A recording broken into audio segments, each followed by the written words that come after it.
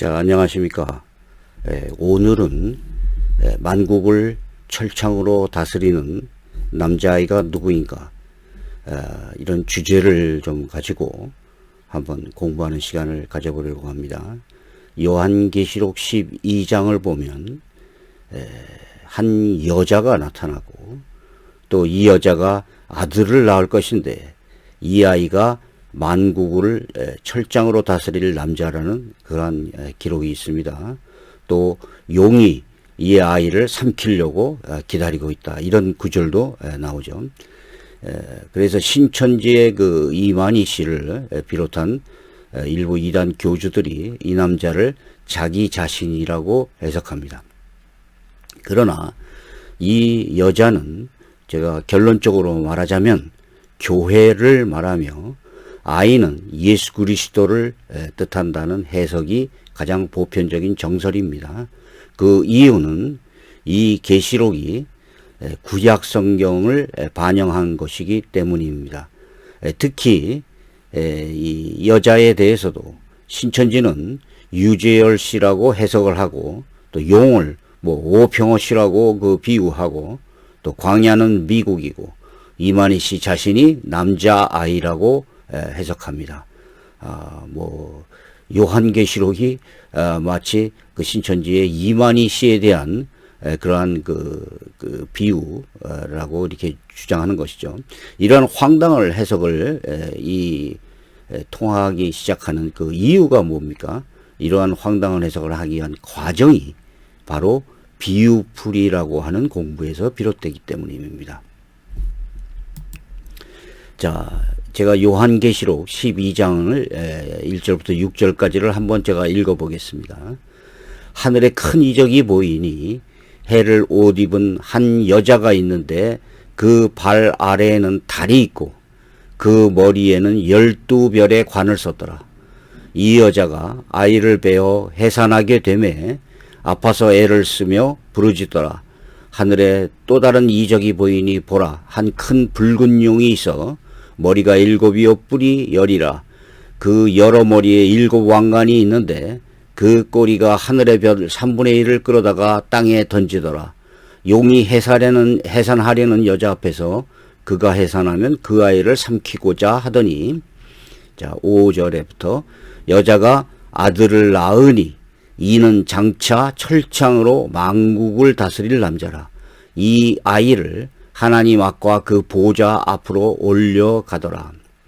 6절이죠.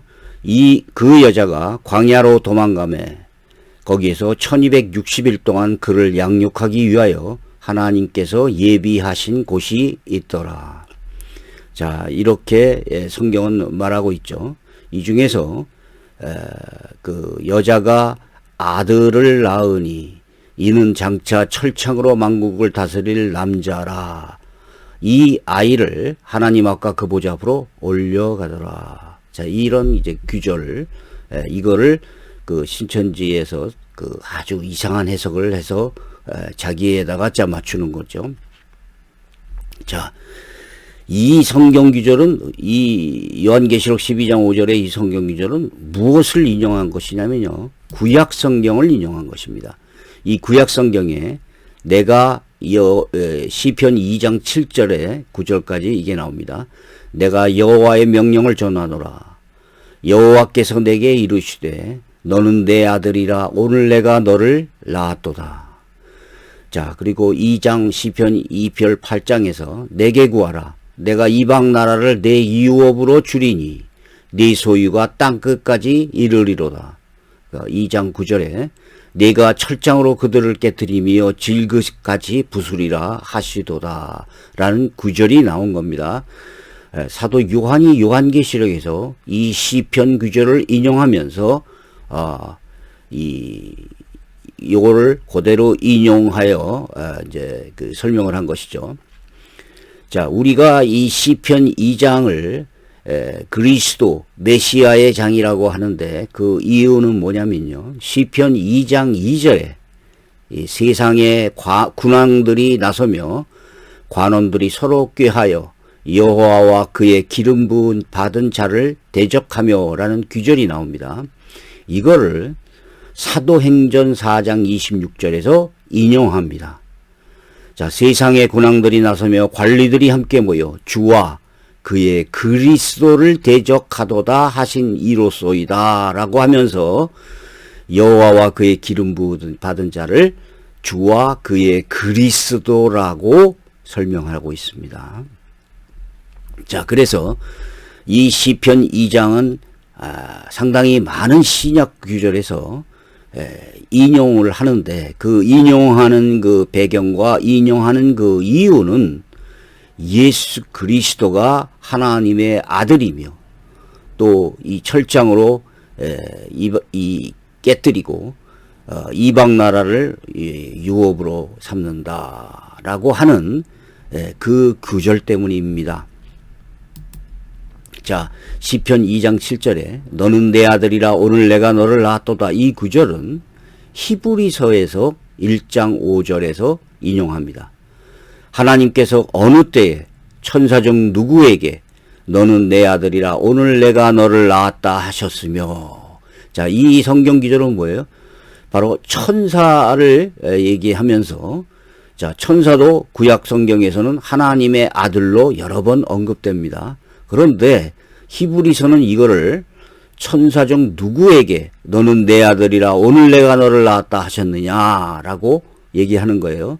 그러니까 천사도 하나님의 아들이라고 불렸지만은 하나님이 직접 낳은 아들, 즉 독생자는 누구냐? 오직 예수 그리스도라는 것을 말하기 위해서 이것을 인용한 것입니다.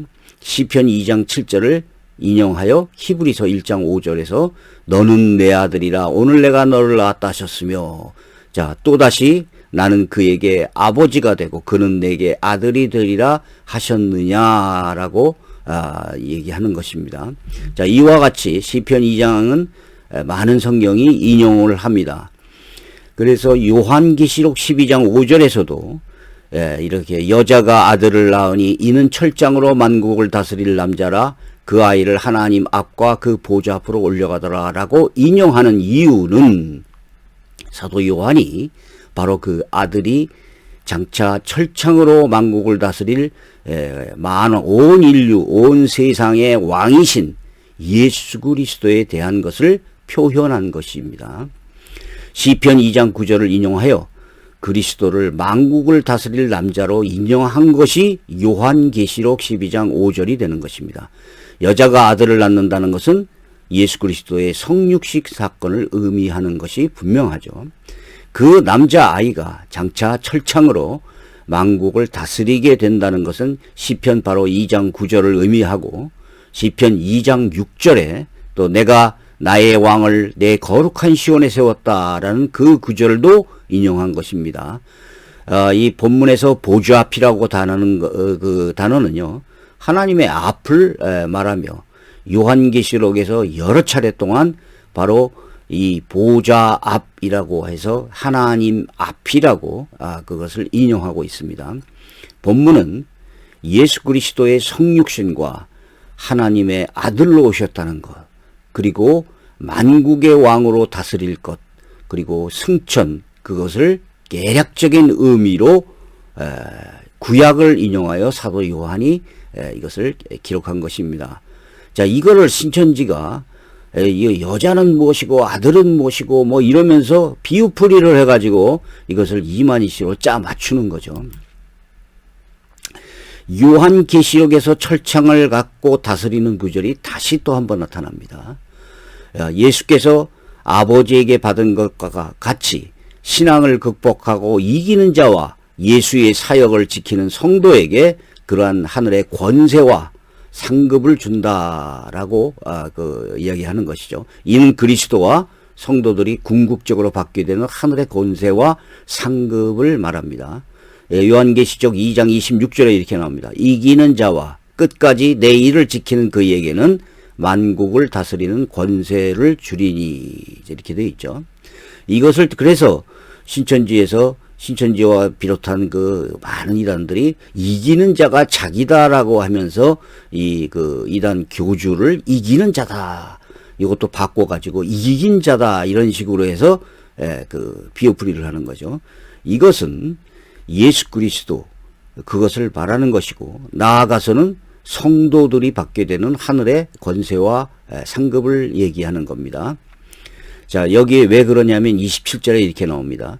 그가 철창을 가시고 그들을 다스려 질그릇 깨트리는 것과 같이 하리라. 이러면서 나도 내 아버지께 받은 것이 그러하니라, 이렇게 되어 있습니다. 예수 그리스도가 아버지에게, 하늘 아버지 하나님 아버지에게 받은 것과 같이 신앙을 극복하고 이기고 그 예수 그리스도의 사역을 끝까지 지키는 그 성도들에게 철창을 가지고 그들을 다스려 질그릇 깨트린 것과 같이 하겠다라는 것이죠. 이것을 이만희씨로 비유하는 것입니다. 그래서 자꾸 이기는 자 이런 거 얘기를 하는 거죠. 자, 요한일서 5장 5절에 사도 요한이 똑같이 말합니다. 예수께서 하나님의 아들이심을 믿는 자가 아니면 세상을 이기는 자가 누구뇨? 자, 여기에서 이기는 자가 누구예요? 바로 세상을 이기는 자가 누구냐? 하나님의 아들을 믿는 자, 이렇게 되는 거죠. 신천지 이만희 씨는 자신을 이기는 자라고 주장하지만 이기는 자는 하나님의 아들 예수를 끝까지 믿는 자를 말합니다. 자, 그렇다면 요한계시록 2장은 왜 신앙을 지키고 이기는 성도에게 만국을 다스리는 권세를 준다고 말하고 있을까요? 신앙을 끝까지 극복하고 승리하는 자에게 주시는 그 권세들은 우리가 천국에서 누리게 될 특권이 되며 영광이 될 것입니다. 현세에서 우리 교주에게 어느 교주에게 주는 특권이 아니고 천국에서 끝까지 신앙을 지킨 성도들에게 주는 것으로 예수님께 위임받은 권세라는 그러한 뜻입니다. 그래서 여기서 이기는 자라는 것을 영어 성경으로 보면 싸워서 이긴다는 뜻이 아니라 오복함, 극복하다라는 그러한 것으로 영어는 번역하였습니다. 자, 계시록 19장에서 또 보면은 천일장으로 만국을 치고 다스린다는 규절이 또 나옵니다. 그런데 신천지에서는 이만희 씨가 자기가 말이고 그 말을 탄 사람이 예수 그리스도다, 이렇게 주장을 하잖아. 자, 이 신천지 분들은 거의 다 알고 계실 것입니다. 그런데 여기에서 오류가 발생합니다. 무슨 오류일까요? 말이 어떻게 철창을 갖고 다스립니까? 말을 탄 자가 만국을 철장으로 다스린다는 것이죠. 그러니까 이것을 이만희 씨가 이것을 살짝 바꿔가지고 자기는 말이라고 하면서 자기가 철장을 갖고 다스리는 남자이다, 또 이렇게 주장을 하고 있습니다. 그러니까 앞뒤가 서로 맞지 않는 것이죠. 요한계시록 19장 13절에서 16절을 제가 읽겠습니다. 그가 피 뿌린 옷을 입었는데 그 이름은 하나님의 말씀이라 칭하더라. 누구죠? 예수 그리스도입니다. 하늘에 있는 군대들이 희고 깨끗한 세마포 옷을 입고 백마를 타고 그를 따르더라. 그의 입에서 예리한 검이 나오니 그것으로 만국을 치겠고 친히 그들을 철창으로 다스리며 또 친히 하나님 곧 전능하신 이에 맹렬한 진도의 포도주틀을 밟겠고 그 옷과 다리에 이름을 쓴 것이 있으니 만왕의 왕이여 만주의 주라 하였더라. 이렇게 성경은 말하고 있습니다. 그러니까 앞뒤가 하나도 안 맞아요. 이만희 씨는 예수 그리스도가 자기가 말탄 자고 자기는 말이라고 주장을 했는데 말이 자기가 철창으로 다스리고 만국을 친다, 이렇게 얘기를 하니까 앞뒤가 하나도 맞지 않는 것이죠. 자, 이 여자에 대해서 가톨릭은 마리아라고 해석합니다. 또 신천지는 장막선절의 유재열이라고 해석하죠. 또 광야는 신천지에서는 또 미국이라고 해석하고요. 그래서 유재열 씨가 미국에 가서 웨스트민스터 신학대학에 가서 공부를 하고 온 것이다 라고 이렇게 해석을 하고, 이 철장을 든 남자는 또 이만희 씨라고 해석을 해요. 이게 소위 신천지의 그 요한계시록의 실상이죠.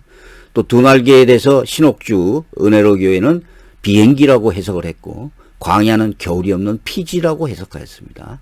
또 김성곤 목사는요, 요한계시록의 두 날개가 자신의 두 날개의 양육 프로그램인 것처럼 해석을 하고 있습니다. 이러한 비유풀이 해석들은요, 성경을 짜맞추기를 하는 자의적인 비유풀이에 지나지 않습니다. 이들의 특징은 AD 90년에 기록된 요한계시록의 내용을 현재로 앞당겨 와서 자신의 교회 자신으로 짜깁기를 한 것에 지나지 않습니다. 이러한 해석은요, 요한계시록 내용을 자기들에게 적용시킴으로써 예수 그리스도의 성육신과 십자가의 승리를 무용지름으로 만들어버리는 그러한 해석입니다. 자, 요거를 한번 제가 정리를 하죠. 아이를 예수로 보지만 여자를 마리아라고 보는 견해, 이게 이제 카톨릭의 견해죠. 그런데 이 카톨릭의 견해는 여자가 광야로 도망가서 3년 반 동안 양육을 받았다, 뭐 이런 것들을 어떻게 해석할 방법이 없어요. 그리고 여러 가지 성경을 앞뒤로 맞추어 보더라도 이 마리아가 이 여자다, 그래서 이렇게 맞춰볼 해석은 하나도 없습니다. 다만 가톨릭에서 말하는 것은 이 마리아가 예수를 낳았다, 이런 그 육체적인 그것만 가지고 이제 해석을 하려고 그러는 것이죠. 그리고 마리아를 신격화시키기 위해서 이런 주장을 하게 되는 겁니다. 두 번째, 아이는 예수로 보고 여자를 하와라고 보는 견해가 있습니다. 그러나 여자의 후손이라는 것은 모든 남자를 뜻하죠. 그 단어 자체가 실제 하와가 아니라 상징적이죠. 우리도 다 여자의 후손이죠. 그렇게 보는데, 자, 이것이 우리가 실제 하와를 말하는 것이 아니라 상징적인 의미로 본다는 것입니다. 이 여자는 구약교회를 상징하며 구약교회, 즉 이스라엘 공동체에서 나오는 신약교회를 아이로 상징한다라는 주장도 있습니다. 그러나 이 아이가 예수 그리스도라는 것을 굳이 반대하는 성경학자들은 없습니다. 그건 일부의 의견일 뿐이죠. 그래서 네 번째가 가장 보편적인 견해인데요. 여자는 그 구약교회와 그 신약교회를 모두 합치는 이 연속적인 어떤 공동체, 이것을 상징한다는 것입니다. 그 교회로부터 성육신으로 나타나시는 그리스도, 예수 그리스도를 상징한다는 주장입니다. 이것이 가장 보편적이죠. 물론 여기서 자꾸 뭐 그럴 성도님들은 없겠지만은, 여기서 말하는 교회, 공동체라는 것은 유형적인 어떤 교회를 말하는 것은 아닙니다. 교회라는 단어는 에클레시아라고 그러죠. 그래서 에크라는 단어와 이 코릴, 이 클레오, 부르다라는 단어가 합성어로 된 것이 에클레시아입니다. 다시 말해서 모모로부터 불러내시다라고 하는 그 하나님의 그 경륜, 이것을 바로 우리가 교회라고 말하는 것이죠. 그래서 구약에 무슨 교회가 있었느냐, 뭐 이렇게 이해하실 분들은 없겠죠. 또한 신약교회라고 그래서 어떤 특정한 어떤 교회나 교단을 얘기하는 것은 전혀 아닙니다. 다시 말해서 구원을 받을 사람들의 모임, 공동체라는 뜻으로 제가 말씀드리는 것입니다. 자, 요한계시록 12장 2절에 이 여자가 아이를 베어 해산하게 되며 아파서 애를 쓰며 부르짖더라, 또 이런 구절이 나오죠. 이 구절은 구약성경의 이사야서 26장 17절과 이사야 66장 7절을 반영한 것입니다. 자, 여러분들 다 아시겠지만 요한계시록은 구약성경을 상당히 많이 인용을 하고 반영을 해요. 그래서 이 구약성경과 이 구약과 구약의 교회와 신약의 교회를 연속적으로 인정하려고 하는 그 내용이 아주 중요한 그 내용으로 담겨져 있습니다. 즉 교회를 통하여 나타내는 메시아를, 그리스도를 의미합니다. 구약을 통하여 나타난 해산의 고통과 과정을 계시록은 잉태의 고통으로 표현한 것입니다. 이사야 26장 17절에 여호와여 잉태한 여인이 산기가 임박하여 산고를 겪으며 부르짖는 것 같이 우리가 주 앞에서 그와 같으니이다. 이사야 66장 7절 시온은 진통을 하기 전에 해산하며 고통을 당하기 전에 남아를 낳았으니, 여기에 남자아이를 낳았다, 이런 이사야서가 또 나와요. 그래서 이러한 것들을 반영했다는 것이죠. 자, 상당히 구체적인 표현도 성경은 기록하고 있습니다. 미가서에서 나오죠. 미가서 5장 2절. 베들레헴 에브라다야, 너는 유다 족속에서 작을지라도 이스라엘을 다스릴 자가 네게에서 나올 것이라. 그의 근본은 상고에 영원에 있느니라. 자, 예수 그리스도가 어디서 왔습니까? 유다 족속에서 왔죠. 다윗의 씨로 왔습니다. 자, 그래서 이거를 얘기하는 것이죠. 자, 이건 누가 봐도 미가서 5장 2절은 예수 그리스도가 유다 족속에서 이스라엘에게서 그래서 나올 것이구나. 그래서 바로 구약교회에서 나온다라고 하는 의미, 그의 근본은 상고에 영원에 있다라고까지 막 얘기하죠.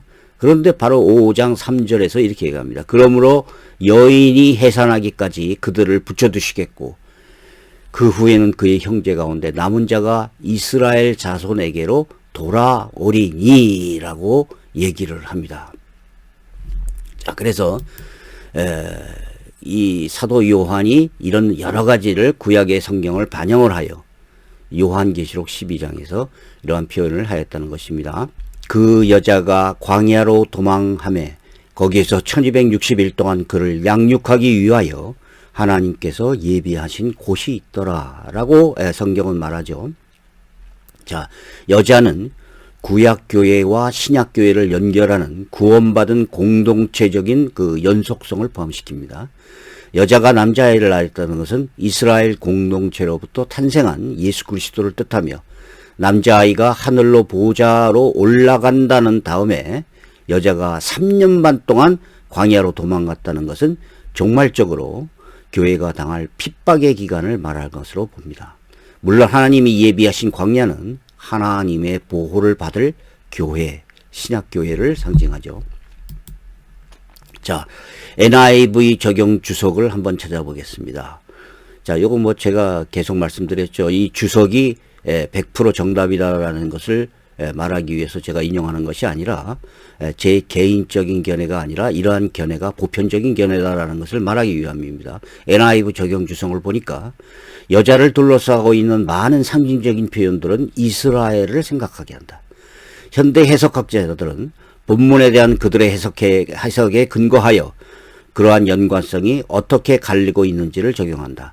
비록 그녀의 자손이 유대인 및 이방인 신자 모두를 포함한다 해도 자, 여기에 하나님의 계명을 지키며 예수의 증거를 가진 자는 누구든지라고 요한계시록 12장 17절에서 말하죠. 이러한 상징은 구원 역사에 있어서 연속성을 암시하고 있다. 그러한 연속성은 우리가 성경을 얼마나 일반적으로 읽는가를 함축하고 있다. 어떤 사람들은 구약과 신약 사이에 불연속성만 가지고 읽으려고 하지만 또한 상당한 정도의 연속성을 암시하는 수많은 요점들이 있다. 자, 이렇게 얘기하는 겁니다. 그레고리 빌, 아주 요한계시록으로 유명한 그 신학자입니다. 자, 이 책을 제가 읽어봤습니다. 신실한 이스라엘과 교회의 상관관계 12장 1절에서 6절에 요한은 여자가 남자아이를 낳고 이어서 광야로 도망가는 장면을 묘사한다. 본서의 주석이 신실한 이스라엘과 교회 사이의 평행관계를 얼마나 자주 제시하는지 묵상해보라. 신실한 이스라엘과 교회는 서로가 없으면 충분히 이해될 수 없다. 자, 이 상호관계의 함축적인 의미는 무엇인가? 자, 이 새 언약시대의 이스라엘과 교회 사이에 선을 그어 구별해버리면 우리는 교회가 어떻게 신실한 이스라엘의 계승자인지 그리고 예언의 성취면에서 어떻게 신실한 이스라엘의 역할을 감당하는지 이해가 불가능하지 않겠는가. 12장 1절 6절에서 제시된 신실한 이스라엘과 자칭 유대인이라고 하나 실상은 유대인이 아닌 자들 사이에서 대응적인 관련성이 없다는 것을 이해하는가, 이렇게 얘기를 하고 있습니다. 자, 우리가 구약과 신약, 이스라엘과 교회, 이것을 어떤 단절시키고 분리시키면 안 됩니다. 다만 우리가 분리시키고 단절시켜야 할 그 부분은 율법과 복음에 대해서는 그런 단절을 시키고 복음을 해도 되지만은 우리가 교회, 구약교회와 신약교회, 이스라엘과 신약교회, 이러한 그 이스라엘과 육적인 이스라엘과 영적인 이스라엘, 이런 것들을 우리가 분리시키고 단절을 시키면 안 된다는 거예요. 자, 이것을 반드시 아셔야 됩니다. 자, 이 빌찬 교수의 그 신천지 계시록 해부라고 하는 저 PPT가 있어요. 그걸 제가 보니까 이렇게 나와 있습니다. 자, 여자 창세기 37장 9절에서 10절 구약의 이스라엘이 신약의 교회로 이렇게 쭉 지속되는 거. 자, 아이는 뭐냐? 시편 2장 9절에 장차 철장으로 만국을 다스릴 자. 그리고 이것이 메시아로서의 신분이다. 자, 용은 뭐냐? 마귀 사탄이다. 자, 여자가 광야로 가서 양육을 받다. 신약교회를 광야교회와 평행한 관계로 인용하는 것이죠. 그럼 용이 아이를 탄생을 저지하라는 이유가 뭡니까? 신천지에서는 뭐라고 그래요? 뭐 오평호 씨라는 인물을 딱 해서 그 인물이 뭐 이만희 씨의 탄생을 뭐 저지하려고 하는 뭐 이런 식으로 하는데 그냥 유치하죠. 예. 그 다음에 왜 사단을 용이라고 했을까요? 자, 바로 옛뱀, 용, 마귀, 사탄 다 같은 그 의미를 갖기 때문입니다. 이것을 뭐 용은 누구고 뭐 이렇게 해석하는 자체도 우스운 것이죠. 그래서 이 빌찬 교수는 신천지의 그 계시록을 해석하면서 참 말이 안 되는 얘기다라고 하면서 했습니다. 그래서 앞에 그 몇 가지 그 주석들을 찾아보면 거의 똑같아요. 그래서 거의 대부분이 여자는 구약의 교회와 신약의 교회, 아이는 이 메시아로서 오실 예수 그리스도, 장차 천장으로 만국을 다스릴 자라고 한다는 것입니다. 자, 요한계시록 12장 11절에는 또 여자가 낳은 아들 외에 여자의 남은 자손이라는 그 단어들이 언급이 됩니다. 자, 12장 여자의 아들, 17장의 남은 자손, 곧 예수의 증거를 가진 자들이죠. 이것은 다릅니다. 자, 요한계시록 12장의 아들은 단수명사로 예수 그리스도를 뜻하죠. 이런데 17절에 남은 자손, 자, 이게 또 어느 이단에서는 뭐 렘넌트 이게 자기네들이 이 남은 자손이다 이렇게 얘기하는데 이것이 왜 잘못된 것이 아시겠죠? 자, 이 남은 자손은 복수명사로서 교회 성도들의 모임을 뜻합니다. 더 나아가서는 여자의 남은 자손은 구원을 받을 성도들, 교회 공동체를 의미합니다. 성도들의 모임 이런 것이죠. 반면에 용은 요한계시록에서 13회가 나오는데 모두 사탄을 상징합니다. 계시록 12장 17절 용이 여자에게 분노하여 돌아가서 그 여자의 남은 자손 곧 하나님의 계명을 지키며 예수의 증거를 가진 자들과 더불어 싸우려고 바다 모래 위에 있더라. 이런 성경이 나오죠. 자, 이것이 창세기 3장 15절에 내가 너로 여자와 원수가 되게 하고 네 후손도 여자의 후손과 원수가 되게 하리니 여자의 후손은 네 머리를 상하게 할 것이요 너는 그의 발꿈치를 상하게 할 것이라. 이 구절을 생각나게 하고 이 구절을 물론 반영한 것입니다.